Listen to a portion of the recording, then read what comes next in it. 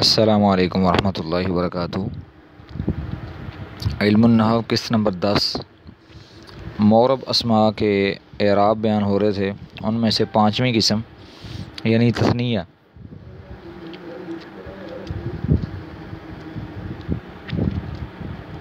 تثنیہ کا اعراب حالت رفع میں الف اور نصبی و جری میں یا ما قبل مفتوح آتا ہے۔ یہ اعراب تثنیہ کا ہے، خواہ وہ حقیقی ہو یا صوری ہو یا معنوی ہو، جیسے جاءنی الرجلان و کلاہما و اثنان، رأیت الرجلین و کلیہما و اثنین، و مررت برجلین و کلیہما و اثنین۔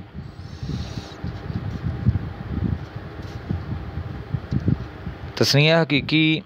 کی 4 شرطیں ہیں۔ نمبر 1 اس کا واحد ہو، نمبر 2 واحد کے آخر میں الف نون یا نون آئے، نمبر 3 وہ 2 کا معنی دے، نمبر 4 مفرد اور تثنیہ دونوں کا مادہ 1 ہو۔ تثنیہ صوری جس کا مفرد اس کے لفظوں سے نہ آئے، جیسے اثنانی و اثنتانی، اور تثنیہ معنوی جو صرف تثنیہ کا معنی دے، جیسے کلا اور کلتا۔ کلا اصل میں یہ کلون تھا اور کلتا اصل میں کلوا تھا، واؤ کو تا سے بدلا تو کلتا ہو گیا۔ اس میں الف مکسورہ تانیث کا ہے، کیونکہ علامت تانیث آخر میں آتی ہے، درمیان میں نہیں آتی۔ یہاں پہ ایک چھوٹا سا نوٹ ہے کہ کلا اور کلتا کا اعراب بالحروف اس وقت آئے گا جب وہ ضمیر کی طرف مضاف ہوں گے، کیونکہ اگر وہ اس میں ظاہر کی طرف مضاف ہوئے تو ان کا اعراب تقدیری ہوگا، جیسے جاءنی کلا الرجلین، رأیت کلا الرجلین، مررت بکلا الرجلین۔ یہ شرح ابن عقیل کے اندر لکھا ہوا ہے۔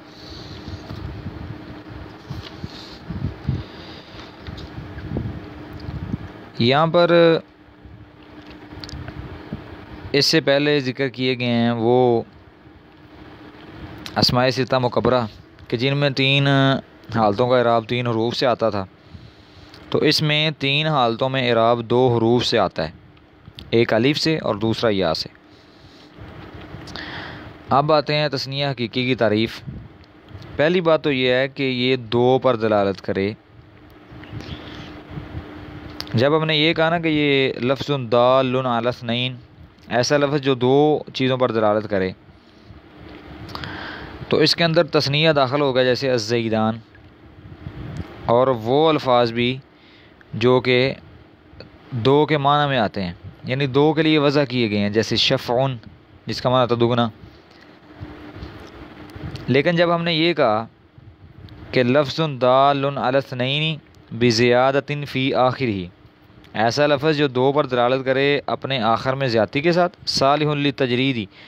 کہ ان کو اگر آخر سے زیادتی کو ہٹا دیا جائے تو یہ صحیح ہو، وعطف مثلہ علیہ، اور اس کے مثل کا اس پر عطف سے بھی صحیح ہو۔ جب ہم نے یہ کہا کہ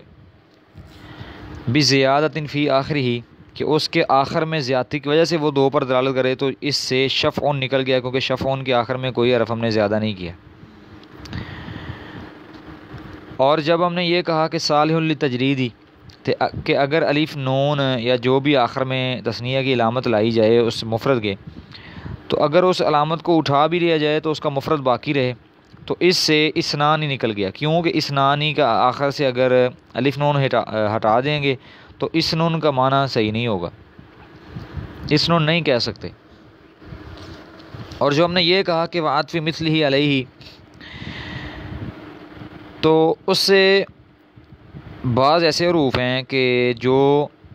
جن کے آخر سے اگر یعنی کہ علامت تثنیہ کو اٹھا لیا جائے تو پھر بھی وہ ان کا مفرد آتا ہے، لیکن وعطف غیرہ علیہ، اس کا عطف غیر کا اس پر صحیح ہو، جس طرح کہ قمرین کا لفظ ہے۔ اب قمرین کے آخر سے اگر یا نون کو ہٹا دیا جائے تو قمرن یہ واحد برقرار ہے، یہ تو تجرید کے لیے صحیح ہے، لیکن اس کے اوپر عطف کیا جاتا ہے اس کے مغایرات کا، نہ کہ اس کی مثل کا۔ جیسے ہم کہہ دیتے ہیں کہ قمرن و شمسن، سورج اور چاند۔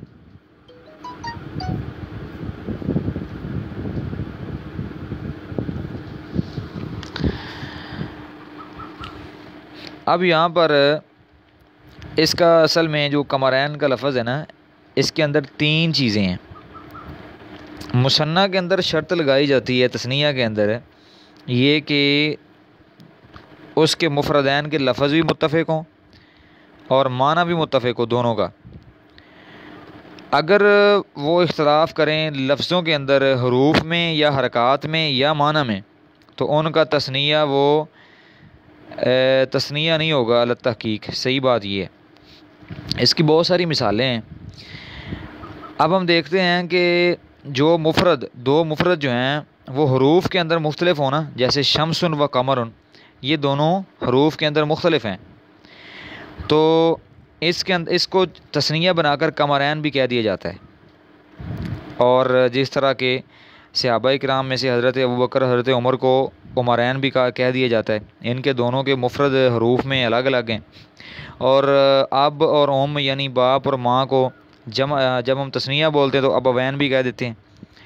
یہ تو ہو گئی جو کہ حروف کے اندر مختلف ہیں جن کے مفردات، اور جن کے حرکات میں مختلف ہیں اس کی مثال رسول اللہ صلی اللہ علیہ وسلم کا یہ فرمان اور یہ حدیث پاک، جس میں رسول اللہ صلی اللہ علیہ وسلم نے دعا فرمائی کہ اللہم اعز الاسلام باحد العمرین، اے اللہ اسلام کو عزت دے دو عمروں میں سے ایک کے ساتھ۔ اب اس میں عمر، اس کا واحد بھی ٹھیک ہے عمر ہے، لیکن اس کا واحد جو ہیں ان کی حرکات ایک ہے، اگرچہ اس کے حروف ایک ہیں، دونوں ہی عمر ہیں، لیکن ایک عمر بن الخطاب ہے اور دوسرے عمر بن حشام، جس کو کنیت دی گئی ابو جہل کی۔ اب دیکھیں کہ عمرین کی جو واحد ہے اس میں عین میم را، یہ مفرد کے کلمات ہیں، یہ دونوں میں متفق ہیں، لیکن دونوں کی حرکات یعنی دونوں کا اعراب جو ہے وہ متفق نہیں ہے، ایک میں عمر ہے دوسرے میں عمر ہے۔ اور جو معنی میں مختلف ہوں اس کی مثال ہے جس طرح کہ نحویوں کا یہ کہنا کہ القلم احسن اللسانین، کہ قلم جو ہے یہ دو زبانوں میں سب سے زیادہ اچھی زبان ہے، یعنی دو زبانیں ہیں، ایک ہے زبان بولنے والی، ایک ہے قلم، یہ قلم زیادہ اچھی ہے، یہ زیادہ اثر کرتی ہے۔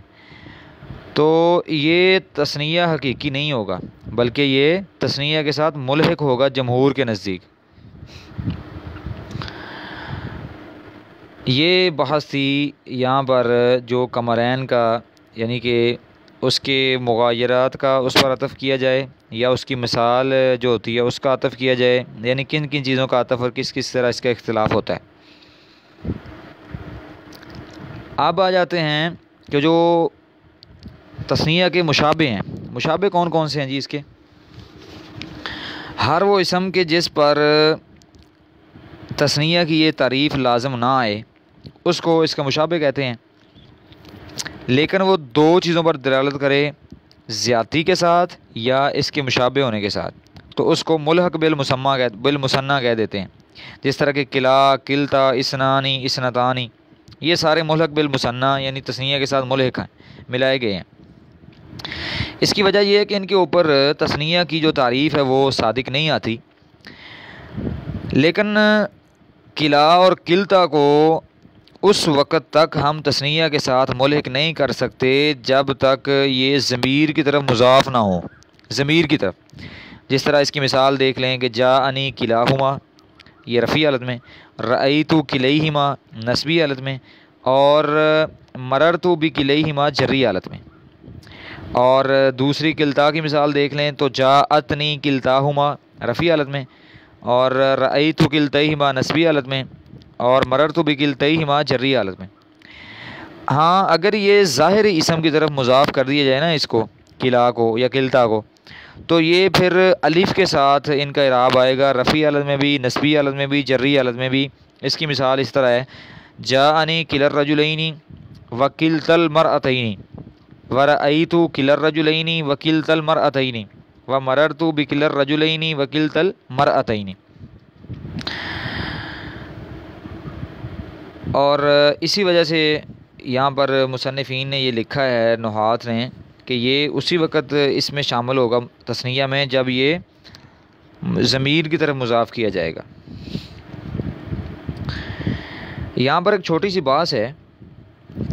کہ کلا اور کلتا اس کی دو حالتیں ہیں۔ ہم نے یہاں پر کلا کلتا کی مثالیں پڑھی، اس کی دو حالتیں ہیں۔ ایک حالت میں یہ کلا اور کلتا یہ تثنیہ والا معاملہ کرتے ہیں، اور دوسری حالت وہ ہے کہ جس میں یہ مفرد مکسور والا معاملہ کرتے ہیں، لیکن دونوں حالتوں میں یہ تینوں یعنی کہ حالتوں دونوں یہ دو حالتیں ہیں نا جس میں یہ مثنیٰ تثنیہ والا یا پھر یہ الف مکسور والا معاملہ کریں گے، تو جب یہ الف مکسور والا معاملہ کریں گے تو پھر تینوں حالتوں میں ہی آئے گا، رفع میں بھی، نصبی میں بھی، جری میں بھی، جس طرح کہ فتح اور عصا کے لفاظ ہیں۔ تو یہ عرب کی مشہور لغت ہے، لیکن اس میں راز یہ ہے کہ جس کی طرف بصری نحات گئے ہیں کہ بے شک قلع اور قلتا جو ہے نا، ان دونوں کے لفظ تو مفرد ہیں لیکن ان دونوں کے معنی تثنیہ والے ہیں، تو اس لیے ان کی دو مشابتیں ہیں، ایک ہے لفظی مشابت، وہ مفرد کے ساتھ ہے لفظ کے اعتبار سے کہ لفظ قلع ایک ہے، اور یہ تثنیہ کے ساتھ ان کی معنی کے اعتبار سے مشابت ہے، اور پھر اسی اعتبار سے کبھی کبھی ان کو مفرد کا حکم دیا جاتا ہے اور کبھی کبھی تثنیہ کا حکم دیا جاتا ہے۔ تو حتیٰ کہ ہر صورت میں ان کا ایک حصہ اعراب کے اندر اور ضمیر جو اس کی طرف لٹائی جاتی ہے ان دونوں کی طرف، اس میں بھی مختلف ہے۔ تو عربیوں میں سے بعض جو عرب ہیں، عام عرب جو فصحاء ہیں، وہ بعض ان کے ساتھ ان دونوں قلع اور قلتا کے ساتھ مکسور والا معاملہ کرتے ہیں ہر حالت میں۔ اس وقت یہ لفظی اعتبار سے یعنی لفظی اعتبار کو غالب کرتے ہوئے یہ مکسور والا اس کے ساتھ معاملہ کرتے ہیں۔ اس کی مثال ہم شاعر کا یہ شعر لے لیتے ہیں کہ نعم الفتح آمدت الیہ مطیتی فی حین جد بن المسیر کلانا۔ یہاں پر اس شعر میں محل استشہاد یہ ہے کہ کلانا، کیونکہ جو کلانا ہے نا یہ ضمیر مجرور جو محلن ہے با کے ساتھ، محلن مجرور ہے، اس کی یہ توکید ہے، تاکید لائی گئی ہے، بنا میں جو نا ضمیر ہے اس کی تاکید لائی گئی ہے قلع کے ساتھ، کلانا کے ساتھ۔ اور اس کے علاوہ یہ لغت جو ہے نا یہ کنانہ، بنو حارث بن کعب، بنو عنبر، بنو حجیم اور بعض قبیلوں، ربیہ میں سے بعض قبیلے جو کہ بکر بن وائل سے ہیں، اور زبید اور خصم اور حمدان اور عزرا قبیلوں کی یہ لغت ہے۔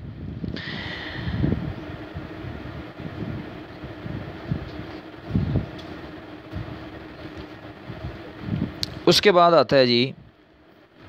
کہ اسنائنی اور اسنتینی یہ دونوں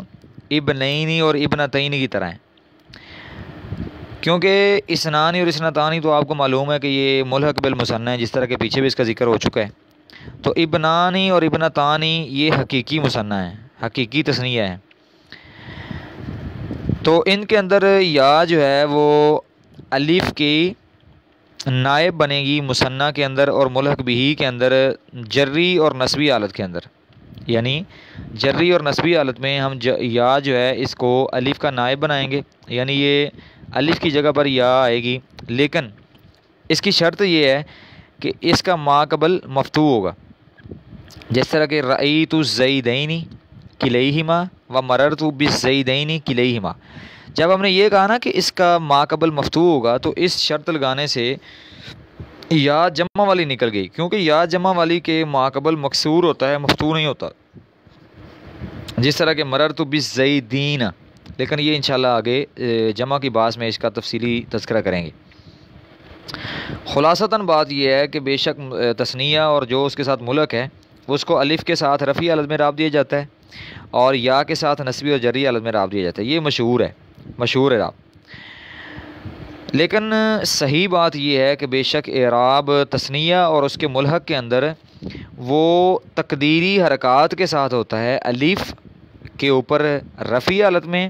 اور یا کے اوپر جری اور نسبی حالت میں۔ لیکن